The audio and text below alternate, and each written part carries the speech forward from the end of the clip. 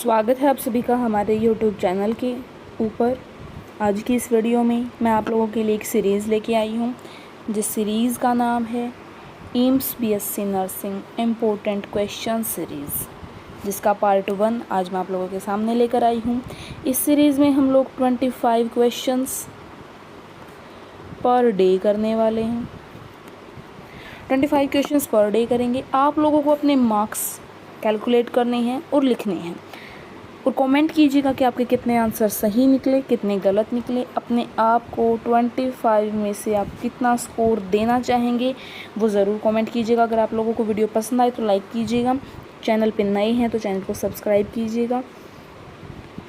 बिना किसी देरी के शुरुआत करते हैं हमारी आज की इस वीडियो की। आई होप आपको ये सीरीज़ थोड़ी हेल्पफुल लगे। हम लोग कंप्लीट बायोलॉजी करने वाले हैं इस सीरीज़ में, ये भी आपको बता देती हूँ मैं।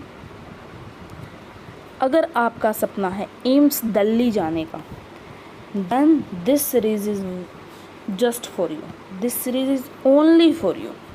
और अगर आपका सपना नहीं है तो you can quit the video now, चले जाइए अभी वीडियो से। लेकिन अगर आप लोग चाहते हैं कि आप कुछ करें तो वीडियो को एंड तक देखिएगा, यही नहीं बल्कि हर वीडियो को एंड तक देखिएगा। चलिए शुरुआत करते हैं हमारी वीडियो की। तो पहला क्वेश्चन आ रहा है आपकी स्क्रीन पर। पहला क्वेश्चन आपकी स्क्रीन पर है। Primary oocyte is arrested in metaphase 1, prophase 1, metaphase 2, anaphase 1।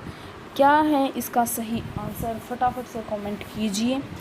बढ़ते हैं इसके आंसर की तरफ। तो इसका आंसर है प्रोफेज 1, ऑप्शन नंबर बी। अगर आपका आंसर सही है अपने आप को दे दीजिए +1 मार्क्स, और अगर आपका आंसर गलत है तो -0.3 मार्क्स दे लीजिए। बढ़ते हैं नेक्स्ट क्वेश्चन की तरफ। नेक्स्ट क्वेश्चन है हमारा, LH surge is responsible for. LH surge जो होती है वो किस चीज़ के लिए रिस्पॉन्सिबल होती है? मेंस्ट्रुएशन के लिए, फर्टिलाइजेशन के लिए, ओव्यूलेशन के लिए या इम्प्लांटेशन के लिए? क्या है इस क्वेश्चन का सही जवाब? फटाफट से सोचिए और कमेंट कर दीजिए। बढ़ते हैं इसके आंसर की तरफ। तो इस क्वेश्चन का आंसर है ओव्यूलेशन। जी हाँ, option number C, ovulation is the correct answer of this question. बढ़ते हैं नेक्स्ट क्वेश्चन की तरफ। क्वेश्चन नंबर 3 आपके सामने है। Fertilisation in humans occur in. Humans के अंदर फर्टिलाइजेशन कहाँ पे होती है, कहाँ पे फर्टिलाइजेशन की प्रोसेस कंप्लीट होती है वो हमें बताना है। Uterus, cervix, ampullary isthmic region, junction. Region कह लीजिए, जंक्शन कह लीजिए, बात एक ही है मतलब जगह, या फिर वेजाइना। क्या है ज़रा सोचिए, क्या है इस क्वेश्चन का आंसर? बिल्कुल बेसिक क्वेश्चन है, बिल्कुल बेसिक क्वेश्चन है। अगर आप चाहें तो मिनटों में आंसर दे सकते हैं। चलिए देखते हैं आंसर। सी, एम्पुलरी इस्थमिक रीजन, जो फेलोपियन ट्यूब का मिडल रीजन होता है वहाँ पे फर्टिलाइजेशन की प्रोसेस कंप्लीट होती है। ओके, बढ़ते हैं नेक्स्ट क्वेश्चन की तरफ। Oxygen is transported in blood mainly. Oxygen जो है ब्लड के अंदर ट्रांसपोर्ट की जाती है, किसके द्वारा? मेनली किसके द्वारा की जाती है? इसके ऑप्शंस देख, ये रहे ऑप्शंस। डिजोल्व इन प्लाज्मा, या फिर कार्बामिनो हीमोग्लोबिन, या ऑक्सी हेमोग्लोबिन, या फिर WBC से बॉन्ड करके। कौन सा है सही आंसर? फटाफट सोचिए, कमेंट कीजिए। चलते हैं आंसर की तरफ। Answer is answer is C, oxy haemoglobin. Oxy haemoglobin के साथ सबसे ज़्यादा ऑक्सीजन हमारे ब्लड में पहुंचती है, ब्लड में ट्रांसफॉर्म होती है। ठीक है, बढ़ते हैं नेक्स्ट क्वेश्चन की तरफ। The 10% law of energy was given by. 10% law किसने दिया था एनर्जी ट्रांसफर का? ओडम ने, लिंडमैन ने, एल्टन ने या डार्विन ने? जिसके बेसिक्स क्लियर हैं वो फटाफट से क्वेश्चंस कर देंगे, जिनके बेसिक्स क्लियर नहीं हैं उनको क्वेश्चंस करने में प्रॉब्लम होगी।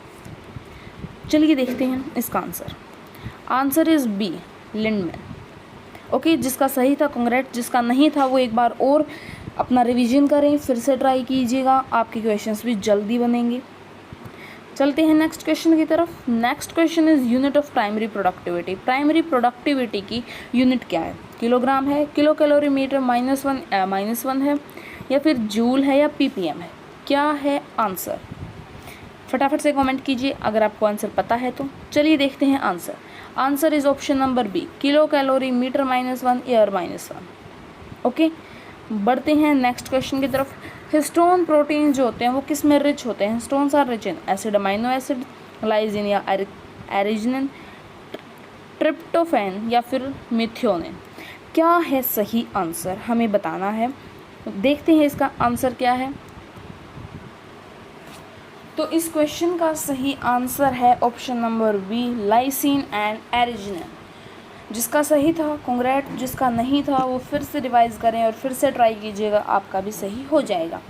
चलते हैं नेक्स्ट क्वेश्चन की तरफ। जो आपको आधा अधूरा दिख रहा था अब हमने पूरा दिखा दिया। रेस्ट्रिक्शन एंजाइम्स क्या होते हैं? रेस्ट्रिक्शन एंजाइम्स, इनका फंक्शन क्या है? डीएनए फ्रेगमेंट्स को जोड़ते हैं, डीएनए को स्पेसिफिक साइट्स से कट करते हैं, या फिर रेप्लिकेट करते हैं डीएनए को, या फिर एमआरएनए को ट्रांसलेट करते हैं। क्या है इसका सही जवाब? फटाफट से कमेंट कर दीजिए अगर आपको पता है तो। चलिए देखते हैं answer. Answer is cut DNA at specific site. DNA को स्पेसिफिक साइट से कट कर देना ही रिस्ट्रिक्शन एंजाइम्स का फंक्शन है। Hardy Weinberg equilibrium is related to, किससे रिलेटेड है हार्डी-वेनबर्ग इक्विलिब्रियम? स्पेशिएशन से, पॉपुलेशन जेनेटिक्स से, म्यूटेशन से, आइसोलेशन से। चलिए देखते हैं answer. Population genetics, population genetics से रिलेटेड है हार्डी-वेनबर्ग इक्विलिब्रियम। बढ़ते हैं नेक्स्ट क्वेश्चन की तरफ। Sickle cell anaemia is caused by mutation in, sickle cell anaemia किस में म्यूटेशन होने से होता है? Alpha globin, beta globin, myosin या कोलेजन। कहाँ पे म्यूटेशन हो जाती है तो सिकल सेल एनीमिया हो जाता है? इसका आंसर है बीटा ग्लोबिन। जी हाँ, बीटा ग्लोबिन चेन में जब पॉइंट म्यूटेशन होती है तो सिकल सेल एनीमिया बीमारी क्योज हो जाती है। बढ़ते हैं नेक्स्ट क्वेश्चन की तरफ। हमारा 11th क्वेश्चन है माइटोकॉन्ड्रिया और माइटोकॉन्ड्रिया क्या है?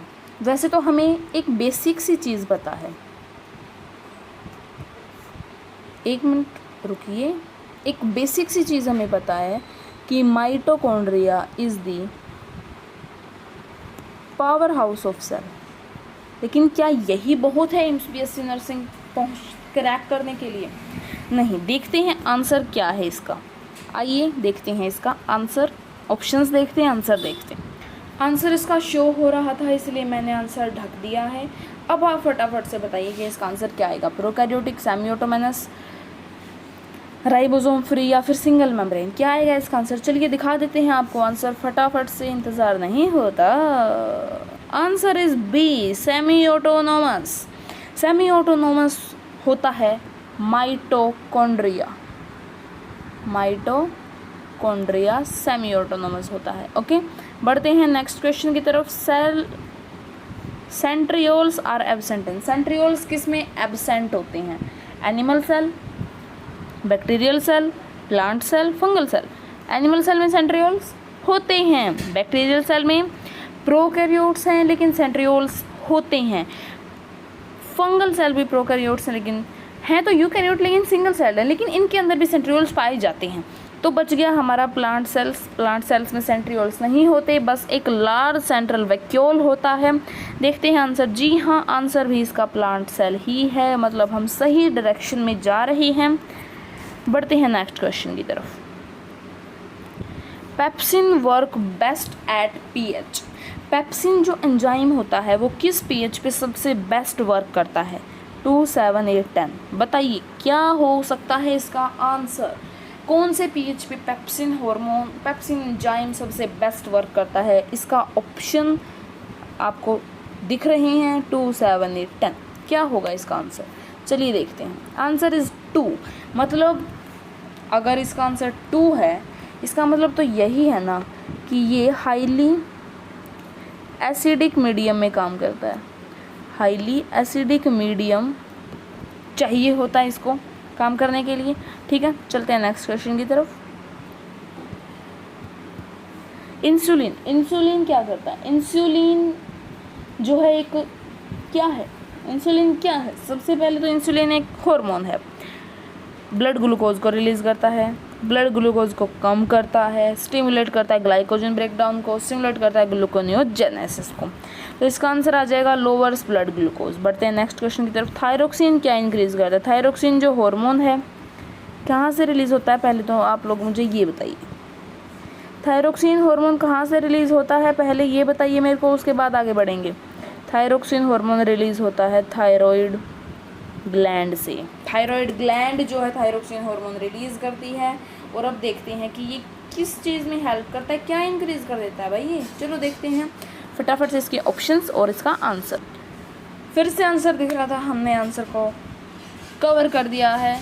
अब बताइए इसका आंसर। आपके पास ऑप्शंस हैं, हमें बताना था थायरोक्सिन हार्मोन क्या इंक्रीज करता है। थायरोक्सिन के बारे में बॉडी टेम्परेचर इंक्रीज करता है, मेटाबॉलिक रेट इंक्रीज करता है, ब्लड शुगर डायरेक्टली इंक्रीज कर देता है, या फिर आरबीसी के काउंट को इंक्रीज करता है। क्या इंक्रीज करता है? तो चलिए देखते हैं इसका आंसर फटाफट से रेज करके इसके ऊपर के pen. Answer is B. Yes, जिन्होंने बी लगाया था उनको बिल्कुल करेक्ट है, बधाई हो, आपको +1 मार्क मिलता है। जिन्होंने नहीं लगाया था वो माइनस कर लीजिए 0.03। चलिए नेक्स्ट क्वेश्चन की तरफ बढ़ते हैं। नेक्स्ट क्वेश्चन है transpiration pull theory. Transpiration pull theory किसने दी थी? Dixon, Joly, Darwin, Priestley and Mendel. बताइए फटाफट से। वैसे ये थोड़ा सा नया क्वेश्चन है, नया नहीं है ये, 11th प्लांट फिजियोलॉजी से है। ठीक है, चलिए देखते हैं इसका आंसर। इसका आंसर है Dixon and Joly, option number A. कि मेंडल ने जेनेटिक्स में काम किया था, डार्विन ने इवोल्यूशन में काम किया था, प्रिस्ले ने भी जेनेटिक्स में काम किया था, बायोटेक में, जेनेटिक्स में, बायोमोलिक्यूल्स। अब बात करते हैं नेक्स्ट क्वेश्चन की। क्लोरोफिल क्या है? एक्सेसरी पिगमेंट है, रिएक्शन सेंटर पिगमेंट है, कैरोटीनॉइड है, या फिर ज़ेंथोफिल है? क्या है क्लोरोफिल? इसका सही आंसर आपके सामने है reaction centre pigment. Reaction centre pigment है क्लोरोफिल। ठीक है, बढ़ते हैं नेक्स्ट क्वेश्चन की तरफ।